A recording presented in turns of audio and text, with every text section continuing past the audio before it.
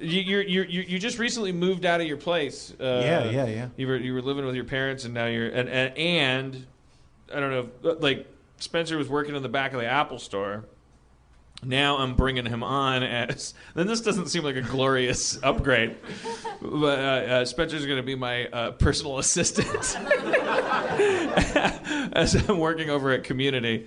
But really, I want it to be like kind of an apprenticeship because you're a creative guy, and I think you have writing aspirations and certainly have writing potential. And I think I kind of trust you. Like I always have a difficulty with... like when you have an assistant, like what I was talking earlier about how my dad's the trailer park and blah blah blah. Don't kiss anyone's ass. Part of what comes with that is like don't tell other people what to do. Don't be a fucking dick. You don't have it right. And that really gets in the way of delegating rooms full of writers and having someone get you coffee and all this stuff. You feel like you want to apologize every time you ask someone to do something, but that just makes it more uncharismatic, and like oftentimes you're just doing more harm than good. My point being, you're gonna follow me around now. You're gonna sit in the writers' room and sit there with your beard and watch me work with the writers on Community. And it's a crazy trajectory because you came to Harmontown, Spencer, without telling anybody that you really felt like you should be playing D&D with Dan Harmon. Then that night, he says, "Does anybody here, Dungeon Master?" You do. You come up. You're in the show. We go on tour together, and you're a huge part of our show now. And now, like it's like. We've taken him away from Andy here. You know, he's moved out to Hollywood. But Andy was pushing that rock out the door for 3 years. I wish I lived where Spencer does right now, just down the street from Paramount. So yeah, that's going to be perfect. Yeah, just down the street. I'm still processing it. I guess. Wait. So you got a place three doors down from Paramount? 4 doors. Did you foresee working on Community like you foresaw playing D&D? No, with Dan? it's all just bullshit, man. It's crazy. It's, Jackson is a guy who I met through Dustin. We all share similar birthdays, so we met at like a joint birthday party we had. Jackson is a guy who comes to Harmontown all the time. Yeah, and so he's a cool guy, and so we got to talking, and we went to an arcade and played some video games. I mean, talking nerd stuff. This is why the moon colony is going to work. Yeah, society's going to be. It's instead of elections, you just have shamanic coincidences. Yeah.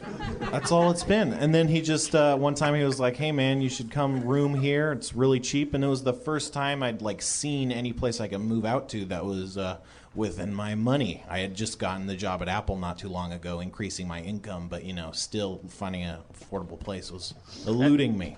And I've watched a lot of documentaries about cults and things, and I see where everyone gets tripped up, like cults that work.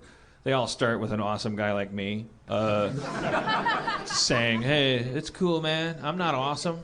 And then everyone's like, "Yeah, but you are." And I'm like, "All right, if you insist." And then you go and get a place like on the moon or in Maui or something, and the downfall is always when the old fat guy at the top that started it all starts to go, "Yeah, and it's like, hey, if you're 16 and you're a girl, like, hey, ooh." Yeah. And you find a rose in your pillow at night. Yeah, so that means it's time for you and I to like play Monopoly. Are you gonna fuck Spencer? What's going on here? Where is this going? I'm making my promise to our moon colony that I will not fuck your daughters or you. I am in love with Aaron, and I will stick to that because it seems like that's the shoelace that trips every cult leader up. When they go, like, they just can't avoid the temptation. They go like, "Man, I could really parlay this into smashing some puss." And it's just like, it's not worth it, it just fucks everything up. What was that? Hey, Aaron, what was the name of that documentary? Who's that guy? The Source Family. The Source Family. Please, everyone watch. I'm not kidding. It's like laughing. Hey, very interesting. Oh, what? Aaron, just get out here. Aaron McGathy, everybody.